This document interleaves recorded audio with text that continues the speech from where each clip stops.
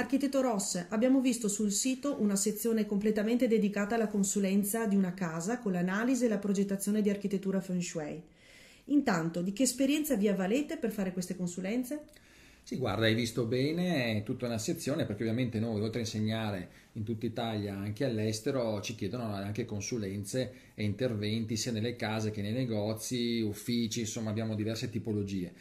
Ora, beh, è un team di persone che lavora e collabora in diversi livelli. Diciamo che io ho 20 anni di esperienza come architetto, progettazione e direzione lavori. Ovviamente conosco la bioedilizia, quindi l'uso dei materiali attenti, diciamo bioecologici, quindi più salutari, più traspiranti, che non rilasciano formaldeide, eccetera, sia a livello di indoor che anche nella parte esterna, quindi è la cura anche del dettaglio. Ovviamente abbiamo, come dire, esperienza sull'aspetto solare, sul recupero, diciamo, delle risorse in diverse modalità, quindi si va verso anche case passive, cioè, diciamo che tutto quello che sto dicendo vuol dire che abbiamo diversi studio che ci appoggiano e che hanno questo tipo di referenze anche di parti ancora più esperte. A questo ovviamente si avvale tutto lo studio ventennale del Feng Shui classico, quindi della scuola della forma, della scuola della bussola, della scuola intuitiva. Si avvale anche l'aspetto della geobiologia, quindi dell'analisi del sito rispetto alle acque, le falde, di Hartmann, di Chieri, cioè quello che l'aspetto geologico determina all'interno delle case. E tutto questo quadro di esperienza è un quadro di esperienza che si avvale di esperti che hanno diremo così, qualità, ovviamente certificati, perché stiamo anche attenti un po' a chi collabora con noi, però ecco, io in primis mi sposto in tutta Italia a seguire le consulenze. Ma dunque nel dettaglio in che cosa consiste una consulenza di architettura Feng Shui? Cosa comprende? Sì, allora la consulenza comprende nella sua, diciamo, lo step più importante in un'analisi del luogo. Io non faccio consulenza a distanza perché le trovo poco professionali e non si riesce a farle perché bisogna proprio sentire nel luogo le energie, sentire il cliente, sentire cosa vuole. Quindi sicuramente essere presenti sul posto è importante, quindi un sopralluogo che dura intorno alle 4 ore almeno per poter tirare giù i dati più importanti. Una volta fatto questo io utilizzo tutte le tecniche che conosco, sia con le strumentazioni, appunto l'UOPAN o altre tecniche, per poter appunto fare un progetto. Quindi alla fine della giornata io rilascio, diciamo, tutto il progetto di massima, della sistemazione, diremo così, sia dell'aspetto dei set interni, sia nella sistemazione dell'arredo interno. E questo lascio un progetto di massima appunto che il cliente può avere per poi Certo. affiancarlo, questo progetto, anche al progetto suo, anche di un suo architetto, un geometra, cioè non è che la mia figura deve surclassare un professionista, io come dire, mi appoggio, mi avvicino, collaboro, ecco, con i professionisti che già seguono spesso i lavori e semplicemente io aggiungo una visione d'insieme energetica, quindi tutta una serie di risoluzioni che il cliente prende e poi passa, diciamo, al suo progettista, al suo professionista. Bene. Dunque, il cliente che chiede una consulenza Feng Shui deve procurarsi, deve preparare del materiale specifico? Sì, allora innanzitutto deve avere una piantina a scala al 100, diciamo, della casa, mandarmi via mail data di nascita con ora e luogo sua o delle persone che vivono nella casa, ovviamente via e posto perché io riesco a risalire un po' l'orientamento anche al grado magnetico, deve essere molto precisa nell'analisi, quindi utilizzo diversi software per poterlo capire, ma ovviamente è meglio anche se il cliente ha una minima idea di come è orientata la casa, qualche fotografia degli interni e degli esterni a livello digitale e questo, diciamo, è la base per poter poi arrivare sul posto. Ovviamente io ho già stampato questa cartina perché tutta questa prima fase si fa online e quando arrivo lì ho già lavorato un bel po' per poter avere materiale sufficiente per poter iniziare già a dire delle cose direttamente quando arrivo lì.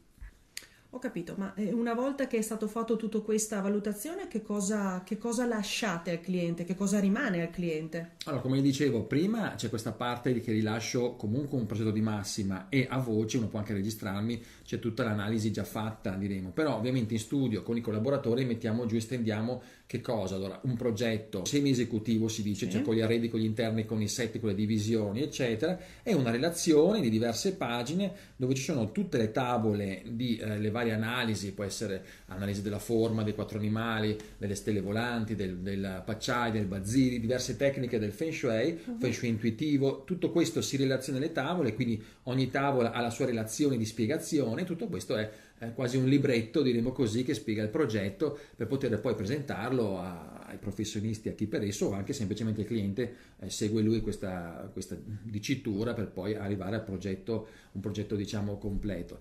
Sì, allora la consulenza di architettura Feng Shui prevede anche, oltre all'analisi delle energie del luogo, come ci ha spiegato appena adesso, anche le falde o le faglie sotterranee, l'analisi dei campi elettromagnetici, tutto questo viene valutato all'interno della consulenza e se sì, quali requisiti portate per poter essere in grado di fare queste valutazioni? Ecco, bravissima nella specifica, perché giustamente è da chiedere a questo punto. Lo dicevo prima, i requisiti di geobiologia ce li abbiamo, sono tecnici che hanno studiato, non so, col gruppo Hartmann in Germania, o persone che hanno all'attivo 500 pozzi attivi, cioè cosa vuol dire? Che hanno trivellato 500 terreni e hanno trovato l'acqua. Quindi chi ha queste capacità di trovare l'acqua per noi sono persone serie che prendiamo in team, perché in qualche modo se poi uno va nella casa e trova delle vibrazioni che si collegano ad acque sotterranee, dobbiamo essere certi che sta trovando qualcosa. Certo, Quindi il team è molto serio. Detto questo, questa analisi, appunto, che si chiama analisi geobiologica, non è proprio l'analisi feng shuistica. Cioè, l'analisi feng shuistica di base, quella che dicevo prima, è uno step. Questa analisi viene aggiunta se uno lo fa una richiesta, nel senso che io la consiglio se uno sta facendo una casa, sta progettando una casa, sta diciamo costruendo, facendo un restauro, quindi ha un investimento importante. Un'analisi geobiologica va sempre fatta, perché nella montata perché dei comunque costi il condizionante è un aspetto. importante, no? Perché Certo. ci sono delle perturbazioni all'interno della casa e ne possiamo decidere a monte le aree dove aver permanenza maggiore e quelle dove non aver permanenza maggiore. I Non è letti, trascurabile come non è da scrivere, elemento. letti, cose così. Diciamo che è importante, quindi io l'aggiungerei quando c'è un investimento e quando uno deve ancora iniziare a vivere quella casa e entrare dentro. Certo. E dopo questa analisi, una volta che si è capito l'aspetto energetico, si passa all'analisi feng shuista che ho detto prima. Ho capito. Però se invece uno ha una casa che è già restaurata, già a posto, deve semplicemente cambiare l'arredo interno, io nell'analisi iniziale faccio un'analisi di massima di geobiologia, certo non è particolareggiata e sta dentro, diciamo, all'analisi che ho detto prima, quindi è un'analisi feng shuistica che diciamo, accenna a questo tipo di perturbazioni, quindi le guarda in modo generale. E quindi io direi, per chi invece ha una casa in affitto o una casa già restaurata, si può stare nello step 1. Ora, quindi, questa analisi successiva geobiologica ovviamente si avvale di strumentazioni sia tecniche sia biofisiche, cioè strumentazioni tecniche vuol dire rilevare i campi elettromagnetici di alta e bassa tensione, o non so, gas radon se uno ha un interrato, cioè proprio una situazione tecniche, o biofisiche, cioè percepire queste energie e fare una mappatura molto seria. E tutto questo ovviamente è un plus in più che mettiamo nel momento che uno lo accende, lo vuole, lo richiede, allora la consulenza si fa completa, ma possiamo decidere noi gli step. Quando è che questa seconda consulenza diventa necessaria? Se uno inizia a dormire male nella casa, inizia a stare sveglio, inizia ad avere problemi fisici, cioè c'è una gravità fisica, non so, ha allergie, situazioni del genere acute, da quando è entrata in questa casa, sicuramente il Feng Shui guarda l'orientamento, ma questo guarda la salute ha a che fare col luogo e il luogo ha a che fare con la geobiologia. Quindi noi analizziamo, a seconda della domanda che viene fatta dal cliente, indirizziamo il tipo di consulenza. In generale, ripeto, la consulenza base è quella che ho detto all'inizio, che va bene per la maggior parte dei casi, però ci sono casi in cui bisogna partire con le altre consulenze. Certo. Ecco, allora fermiamoci proprio sulla figura del cliente che ci ha appena nominato. Qual è la tipologia tipo di cliente che va a chiedere una consulenza Feng Shui? Guarda, allora, e aggiungo a questo anche, diremo, dov'è che vale la pena anche di avere una consulenza Feng Shui, cioè ti aggiungo questo pezzo, nel senso allora che il cliente tipo è quello e che ne vale la pena, che sta restaurando una casa, che sta facendo un lavoro all'interno della casa, un minimo di spesa, sta cambiando gli arredi, vuole colorare la casa, vuole cambiare l'assetto un po' interno, meglio ancora se c'è un primo restauro o conservativo o anche invasivo, eccetera, eccetera. Più c'è investimento, a mio avviso più è interessante e sicuramente validissimo una consulenza Feng Shui a tutti i livelli, perché puoi immaginare in un costo complessivo di un restauro una consulenza Feng Shui ti costa pochissimo, cioè sono buonissime idee, buonissime analisi per non fare degli errori anche in una casa che ti rimarrà per sempre. Quindi diciamo uno deve avere voglia anche di cambiare delle situazioni nella casa, a quel punto c'è un vero effetto anche e una vera possibilità di intervenire, è un costo che in qualche modo ha un senso anche spendere. Bisogna dire allora che è bene sensibilizzare le persone interessate a chiedere una consulenza relativamente alla serietà di questa consulenza e soprattutto a chiarirsi bene l'intento. Se vogliono curiosare semplicemente in un mondo che non conoscono è una cosa, se invece vogliono lavorare sul loro benessere, allora sono clienti perfetti. Sì, hai detto una cosa giusta anche perché il Feng Shui non è semplicemente un approccio a una nuova progettazione o progettazione Certo. sensibile. Hai toccato un punto profondo, cioè qua si parla di un cambiamento che attraverso la modificazione degli interni Certo. si cambia degli aspetti di vita del cliente. Perché questo? Perché necessita appunto un intento, un'intenzione, una voglia di cambiamento e attraverso un indirizzare questo cambiamento in modo formale, magnetico, eccetera, eccetera, che il Feng Shui applica, si ha l'effetto voluto di quindi una risoluzione di quello che il cliente sta cercando. Quindi è veramente un approccio alla progettazione che modifica una progettazione di vita, diciamo così. Ecco, quindi hai detto un punto anche più importante anche tra virgolette della Insomma, consulenza.